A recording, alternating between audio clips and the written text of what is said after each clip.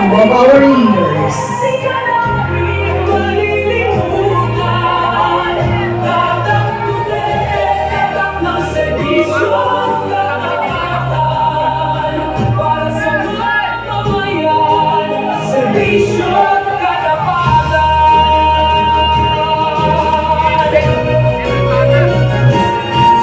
Kalsada man o sa anang ulos, ang ako'y dala, hindi magtatapos. Bawat hakbang ay para sa tao, serbisyo'y tunay, hindi pakitang tao. Hindi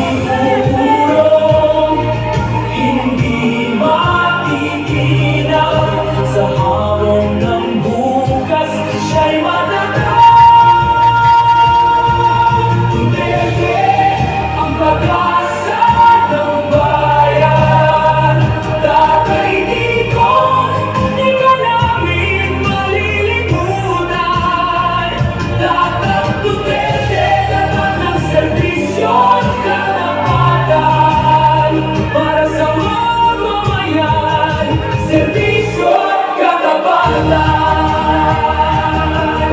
sa bawat sigaw ng sambayanan, mag-asa'y muling sisiglab sa pagkakaisa ng bawat mananayan. Bukas ay maabot agad.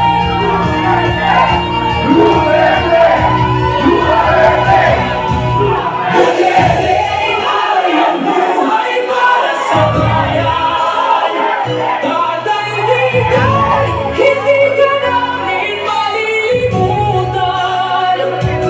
Laban mo ay laban namin. Louder! Serbisyo at katapatan. Pilipinas, mamamayan ang lumaban.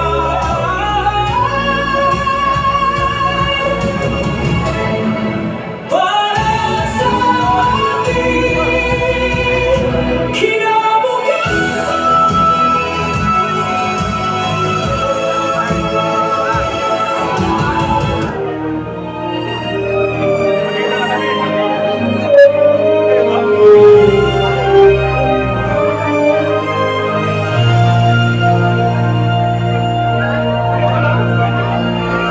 Sa dilim ng gabi, may ilaw na dala. Boses ng masa, hindi nawawala. Sa bawat laban, tapang ang sandata. Para sa bayan, puso'y handa. Hindi umurong, hindi matitinag sa hamon ng bukas, siya'y Okay, let's settle down now. Okay po. Umupo na muna tayong lahat. Hindi po tayo magsisimula hanggat hindi tayo lahat behaved. Na nakaupo.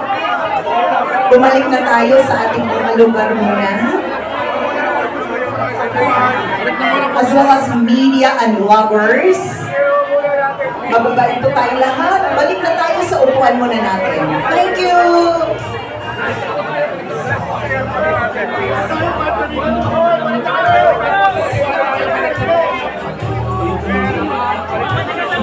Maraming salamat po sa inyong pagsunod.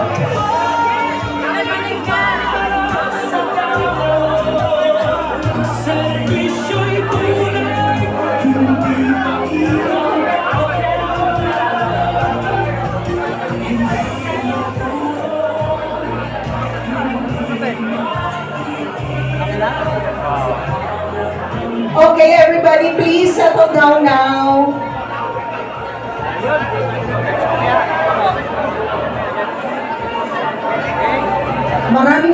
po, we will have more of Mayor Baste mamaya, lalo na pag nagsalita na siya. So, maupo na muna tayo para makapagsimula na. Gusto mo na ba mag-start?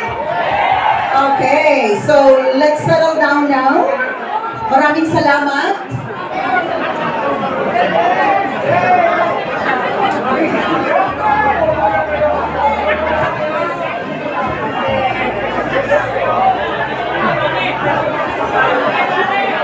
We're requesting everybody to please vacate the place and go back to your seats so we can settle down and start the program. Maraming salamat po.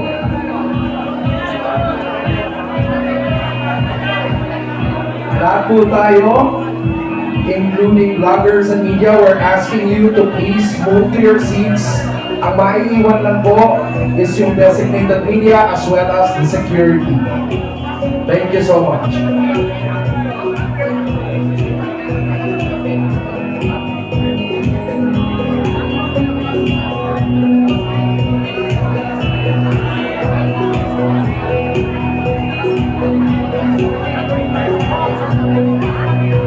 So, pinaggaguluhan yung ating RBF, no? At nakita natin doon si Bebot Alvarez, si Mayor Baste, at saka si Alright. Attorney Topacio, no? At nando doon Are din we all ready to start? si Philip Salvador. Okay, we Kabayan. will not begin until everyone goes back to their designated places. Maraming salamat po. Maraming salamat.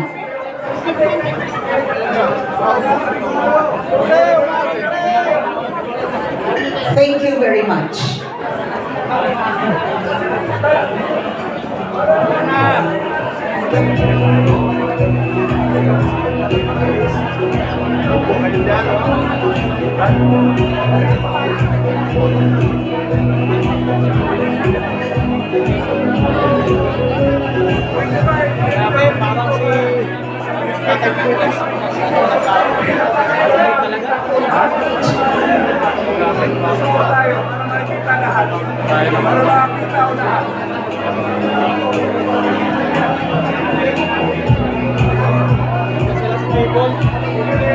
Sama si Mike Defensor, si Philip Salvador,